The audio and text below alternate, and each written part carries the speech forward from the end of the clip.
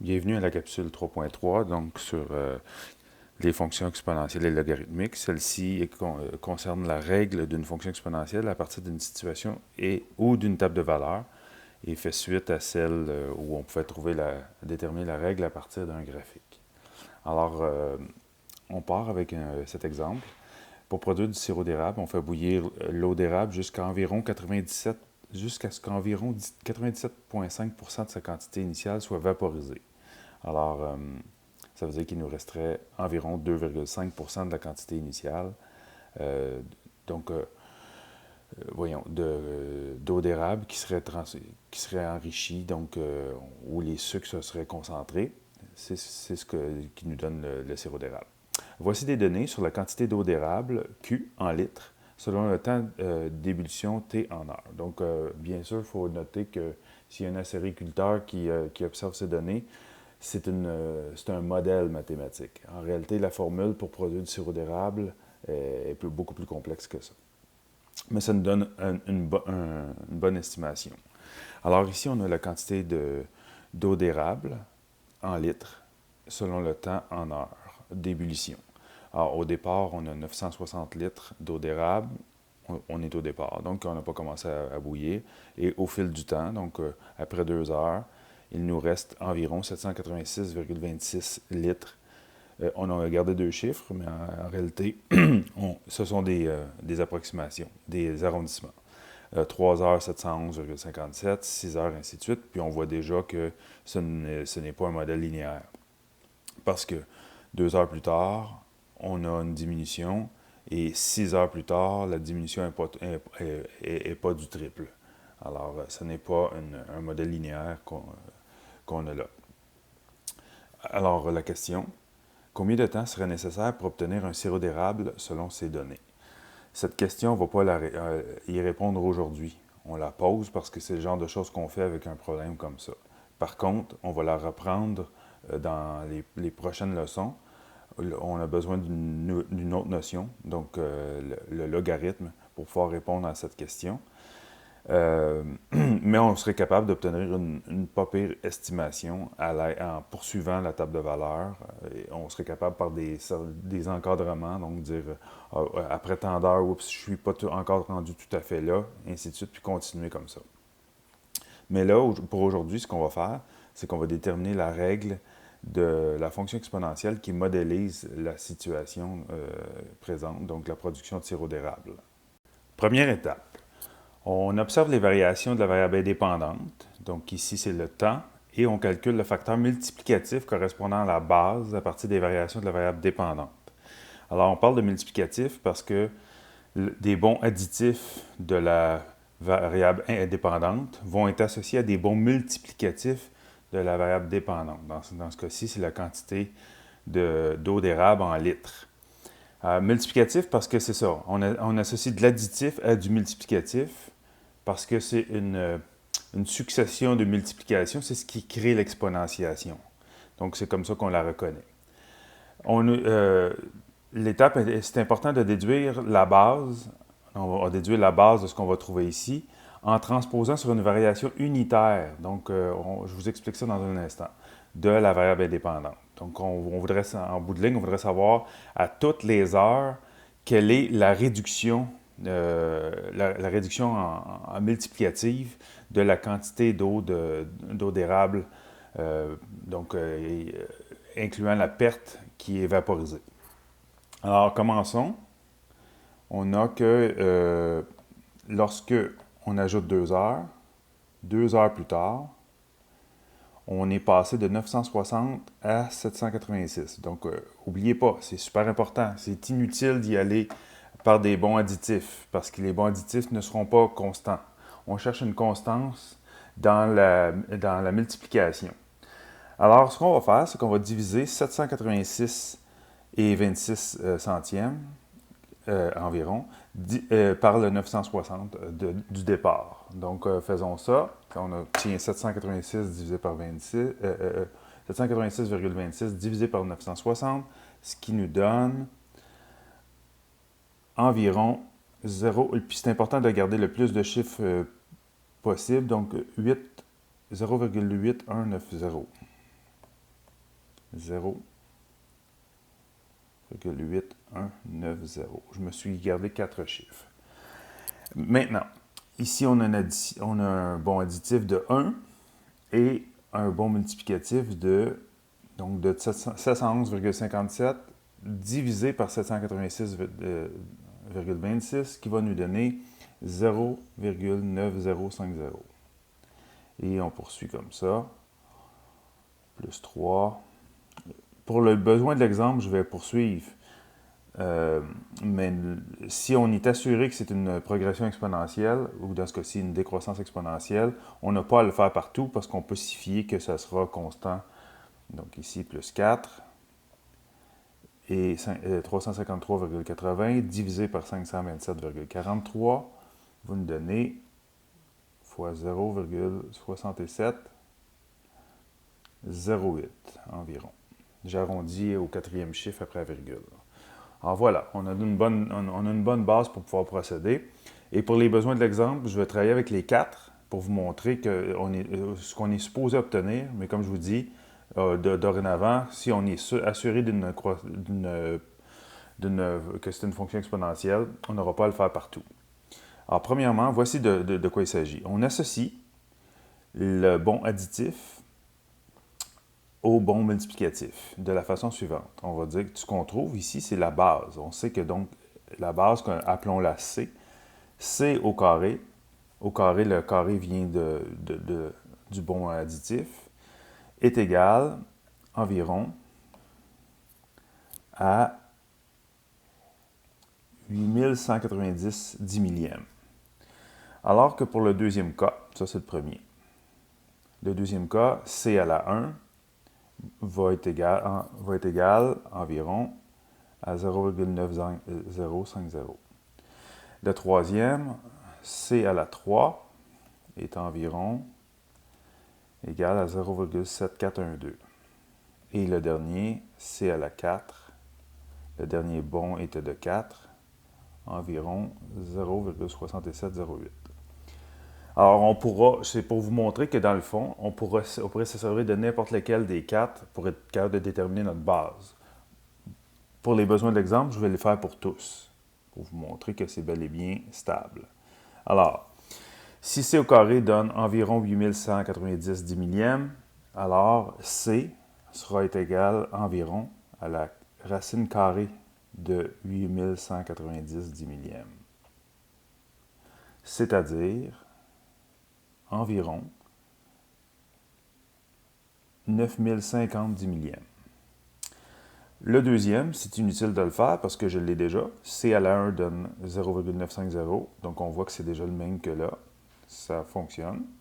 Alors, on va y aller avec le troisième. C au cube. Alors ici, on va faire la racine cubique. Donc, environ égale à la racine cubique de 7412 10 millièmes. C'est-à-dire environ, ça aussi, 9050 10 millièmes. Et le dernier, C à la 4, ça va nous donner que C est environ égal à la quatrième racine de 6708 10 millièmes. Et qui donne aussi 9050 10 millièmes. Donc, on le voit bien, sans contredit, on aurait pu utiliser n'importe lequel de ces rapports-là. C sera égal à 0,905. Je me permets d'enlever le dernier zéro parce que c'est clair que c'est bel et bien le même. Voilà pour la première étape. Deuxième étape. À partir de cette analyse, on peut établir l'équation partielle. Alors, nos variables sont la quantité d'eau d'érable selon le temps est égale à A, que je ne connais toujours pas, fois la base. Cette fois-ci, on l'a, c'est 905 millièmes. J'ai écarté le dernier zéro. Pardon, exposant T, le temps en heure, plus K, qui serait une asymptote horizontale si elle existe. 3. On détermine les valeurs de A et de K à partir de deux coupes de correspondance. Ça va nous former un système d'équations. Alors, on a 5 coupes de correspondance. On peut utiliser n'importe lequel n'importe quel couple donc de correspondance, n'importe quel deux couples. Alors, lorsque l'ordonnelle origine est là, bien, je vous suggère de toujours l'utiliser, c'est toujours aidant. Donc, on aurait comme premier couple, on aurait Q de 0 qui donne 960. Premier couple de correspondance, puis on ira en chercher un autre, n'importe lequel. Alors, je vais y aller, dans ce cas-ci, j'ai choisi d'y aller avec, en 10 heures, après 10 heures, il nous reste environ 353,80 litres d'eau d'érable. On va y aller avec ces deux couples-là. Alors, pour Q de 0 égale 960, c'est l'ordonnelle origine. Alors, rappel, l'ordonnelle origine, ça nous donne la somme des paramètres A et K. Si jamais vous oubliez, c'est pas grave, il suffit de remplacer 0 dans la règle ici, et vous allez vous apercevoir que la base exposant 0 donne 1, 1 fois A donne A plus K. On va toujours retomber sur A plus K. Alors, A plus K donne 960. Voilà pour celle-ci. Dans la deuxième, je remplace donc Q de 10. Donc, la quantité est de 353,80 centièmes environ de litres. On ignore les unités pour l'instant. Égale A fois la base qui est 905 millièmes, exposant T, où le temps, cette fois-ci, vaut 10, plus K. Voilà nos deux équations. Ce qui est plus simple, puisque K il semble déjà seul, ça serait d'isoler K dans les deux et d'y aller par comparaison. On pourrait dire que K est égal à 960, duquel on retranche A. Et dans celui-ci, on pourrait dire que, on va dire K égale environ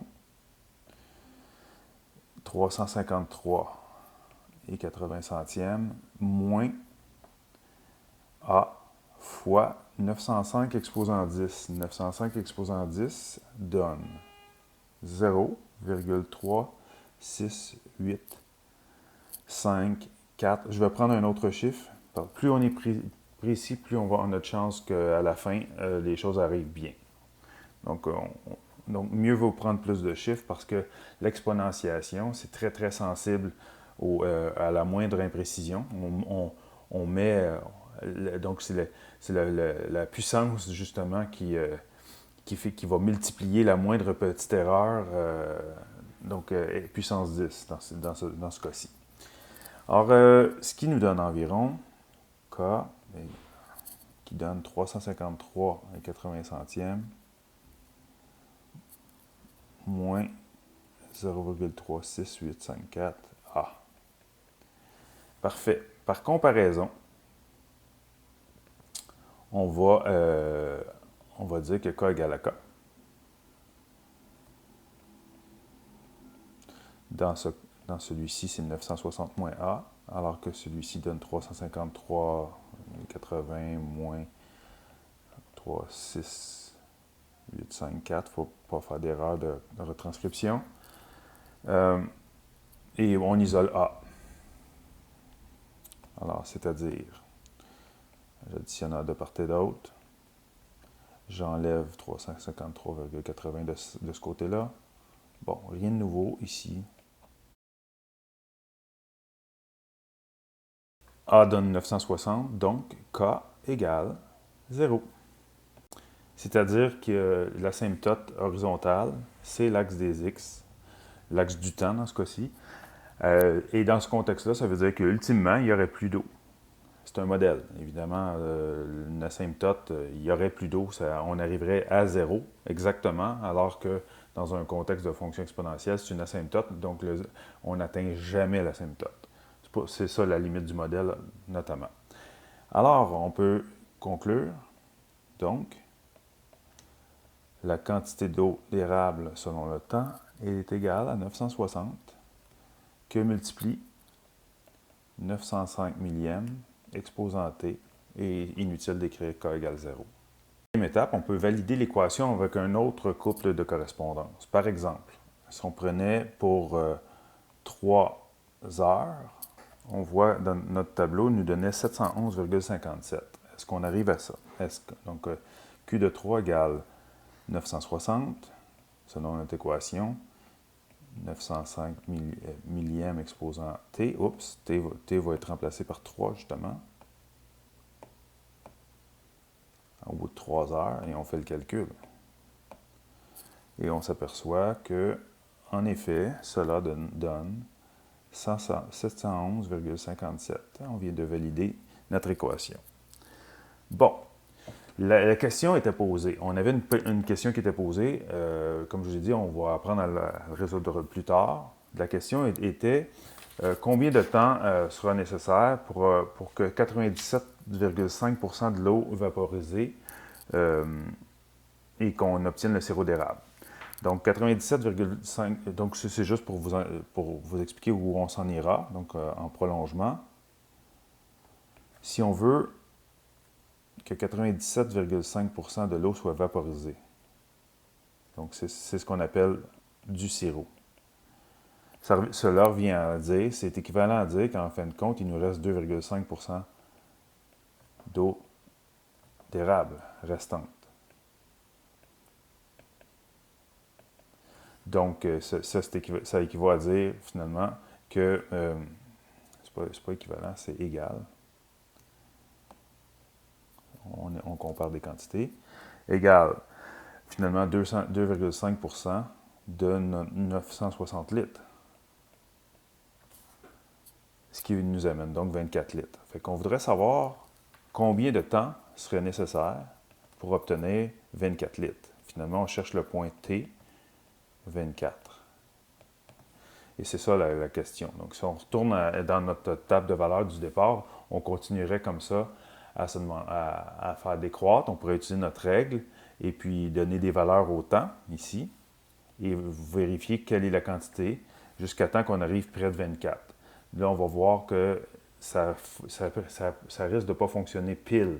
Et ce jeu d'essai-erreur-là sera très difficile à faire. C'est ce qui rend très pertinent la prochaine notion que nous verrons dans la prochaine capsule. Alors, c'est tout pour la fonction exponentielle. Pour la suite des choses, ça va vraiment nous prendre la notion de logarithme pour qu'on puisse être capable de compléter notre apprentissage sur la fonction exponentielle.